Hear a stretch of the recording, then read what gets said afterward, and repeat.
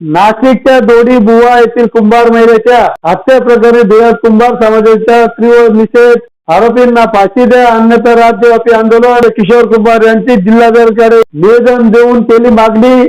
दिनांक 9 ऑगस्ट रोजी दोडी बुवा तालुका सिन्नर जिल्हा नाशिक येथील कुंभार समाजातील विधवा महिला संगीता मधुकर जाधव यांच्या निर्गुण हत्येच्या निषेधार्थ व आरोपींवर कठोर कारवाई करण्याबाबत जिल्हाधिकारी धुळे यांच्याकडे जिल्हाध्यक्ष किशोर कुंभार यांच्या नेतृत्वाखाली आज निवेदन देण्यात आले. कुंभार समाजातील विधवा महिला संगीत मधुकर जाधव व 45 यांची हातपाय बांधून गळ्याला फास लावून विहिरीत टाकून निर्गुण हत्या करण्यात आली होती. घटनेच्या 8 दिवसापूर्वी संगीता मधुकर जाधव यांच्या 13 वर्षीय नातेवर दोडी बुवा गावातील काही घराजवळनी बलात्कार केला होता. याबाबत पीडित कुटुंबाने गावातील आरोपी विरोधात पोलिसात पॉक्सो अंतर्गत गुन्हा दाखल केला होता. त्यानंतर दोडो बुवा गावातील सरपंच व पोलीस पाटील यांनी पीडित कुटुंबातील संगीता मधुकर जाधव, मुलगा सूरज मधुकर जाधव व किरण मधुकर जाधव यांना वारंवार धमक्या दिल्या जात होत्या. म्हणून आज माननीय जिल्हाधिकाऱ्यांना निवेदन देण्यात आले. निवेदन देताना धुळे जिल्हाध्यक्ष किशोर कुंभार, उपाध्यक्ष दिनेश भाऊ वाघ, प्रदेश उपाध्यक्ष गोकुळ भाऊ कुंभार, विभागीय अध्यक्ष रतनलाल भाऊ कुंभार,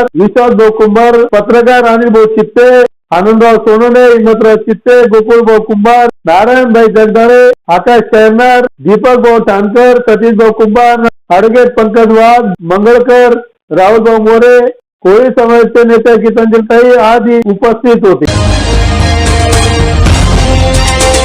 कुंभार समाजामध्ये अतिशय भयानक घटना घडली.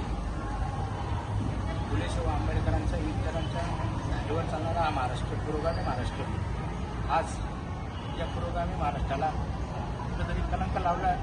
अशा प्रकारे माननीय कलेक्टर साहेबांना आम्ही ते निवेदन दिले, त्याच्यामध्ये आम्ही स्पष्ट उल्लेख केलेला आहे. आणि याच्यापुढे जर अशा घटना झाल्या तर आम्ही तो अन्याय अत्याचार कदापि सहन करणार नाही. संबंधित गुन्हेगारांवर पॉक्सो अंतर्गत गुन्हा दाखल व्हायला पाहिजे.